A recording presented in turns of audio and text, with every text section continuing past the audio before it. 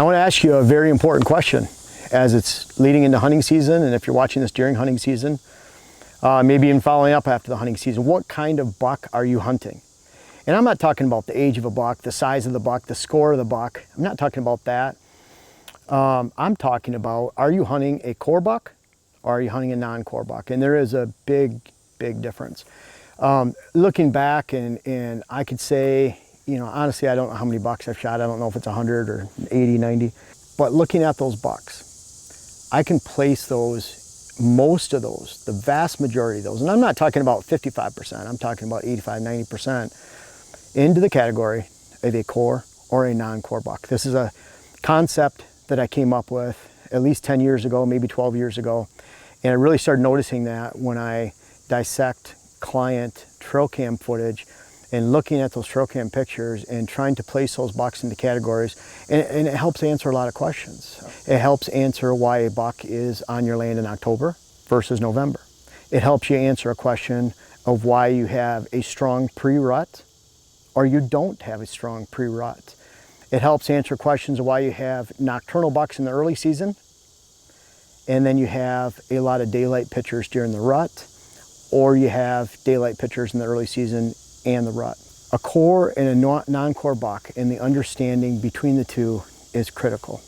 You know, I'm holding the camera right now, and we're setting cameras out right now in the woods. This is our last push before we leave them alone. We set our Access trail cameras out. We're gonna put the solar panels on them soon, so we just don't have to touch them other than when we hunt a stand nearby, like the one right behind me. Then if we have a camera right here, which we had for the last 2 years, then we can just change a card and get out of here. So we're not adding any increased intrusion into the woods just to change our cards. But a large part of that, again, core and non-core bucks. A core buck is one that you receive pictures of in and around daylight, beginning in the end of September through the middle of October, and that's a buck that stays around often. It's not just showing up during the rut. There's a lot of properties that hold core bucks and non-core bucks, and there's a difference. You know, you have to have fall food, you have to have great fall cover, you have to have low hunting intrusion and low hunting pressure levels, and that's going to give you a lot better chance to have core bucks on your land. And core bucks are good because a core buck you should be able to hunt in early October, mid-October, end of October, and then all the way through the rut and often into the late season too, if you allow those conditions of food and cover to take place and to hold for the entire season. That core buck is around often. He's that one that you watch for years. You get lots of trail cam footage. We've had over 500 pictures of an eight-year-old buck when he was 4, 5, 6, 7, 8, all throughout that progression. And believe it or not, we got all but 3 pictures of those in one camera location. The older they become, the more defined they become, the easier they are to hunt, the less tolerant they are of hunting pressure. So if you take the hunting pressure out of the hunt, those core bucks that are on your land over and over and over again become very easy to hunt. Yes, I missed that buck. I spooked him when he was 8, so I had a lot of encounters with him. Not all perfect, but he was a great core buck. Now, non-core bucks. Those are the bucks that a lot of you see because there's very few lands as a percentage that hold core bucks, meaning the bulk of a buck's daylight movement all hunting season long. They only move 200, 300, 400 yards during the daylight, the bulk of the season. Take out the rut, and even then they're half the time in their core bedding areas on your land. So those non-core bucks, those bucks are the bucks that just show up during the rut.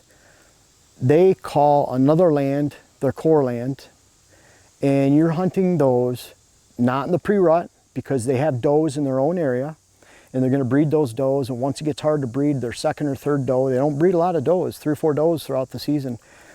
And once they get into that second, third doe to breed, very hard, and that's when they start ranging out. So you can expect a core buck to show up middle of the rut. And let's narrow it down even more.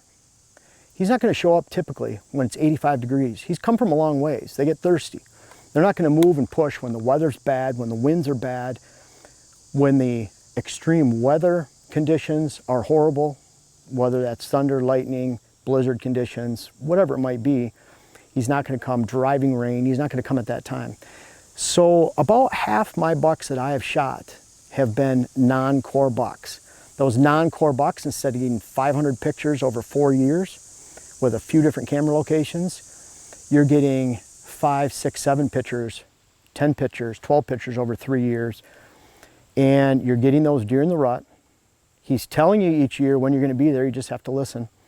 And that core buck, a non-core buck, is going to show up during the middle of the rut, and you take it that one step further, he's not showing up during bad weather. So when you look at a 10-day period, like around here, that might be November 3rd, November 1st, November 5th, through the 15th, 17th, right around there, and you take that time period, you're talking about 10 days, 12 days at the most, you're going to look at the weather, and you're going to find out of that entire 10, 12 days, there's going to be 1 or 2 days where he's going to be on your land, and it is that defined. I've shot a lot of big bucks like that, 160, 170 inch range, 150 inch range with a bow. Some of my best bucks have been non-core bucks because I'm hunting small parcels. You have 30 acres to hunt, you have 80 acres of cover, 60, 70 acres of cover. You can't hold these bucks as core bucks the entire season.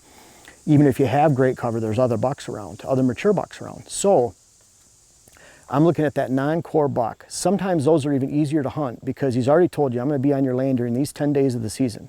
I'm only going to be on your land during those 10 days on the 2 best weather days, and that narrows it down drastically.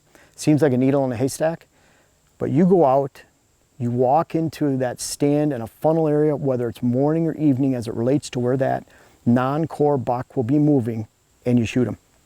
Seems like a needle in a haystack, but to me, those non-core bucks, they're telling you they're only going to be there for a short period of time. Maybe that's even in the secondary rut as it gets into early December, but they're going to be there during the rut.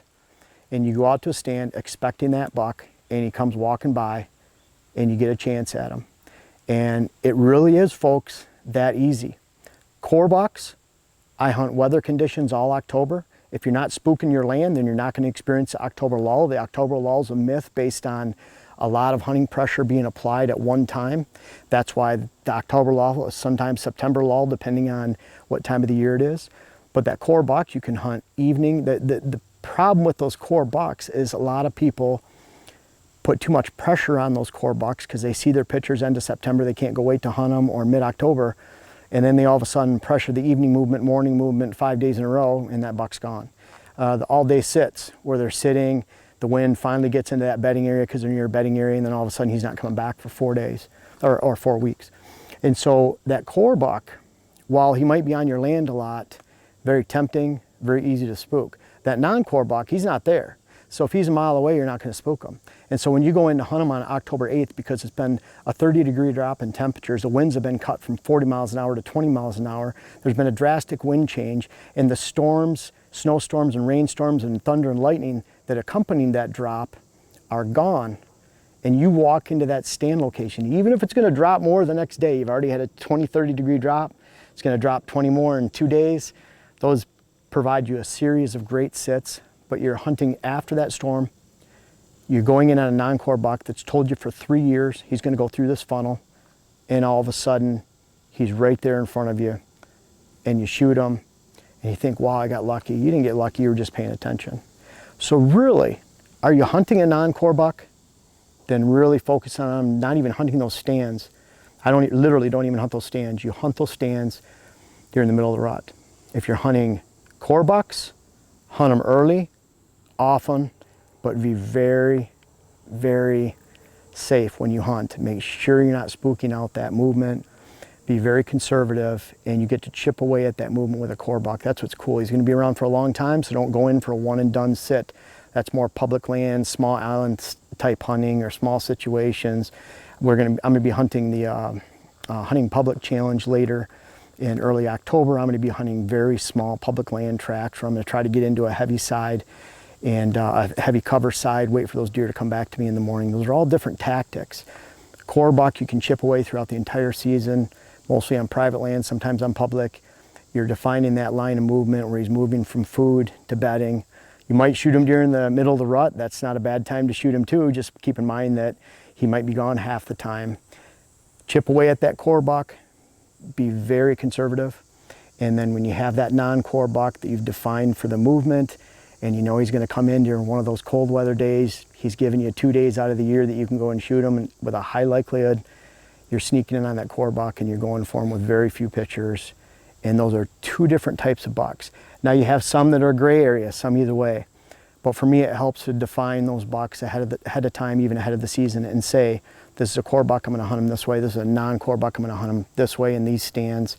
And lo and behold, great opportunity for both. You go in on one of those non-core core buck sits, depending on the time of the year, and he walks right by your stand. It's not a needle in a haystack. That's the way you hunt target bucks. I hope to hear back from this year. Are you really hunting a non-core or a core buck this season? Make sure you define it, move forward with the appropriate strategy for each one. And I think you can find consistent success on either a core, a non-core, or both each season.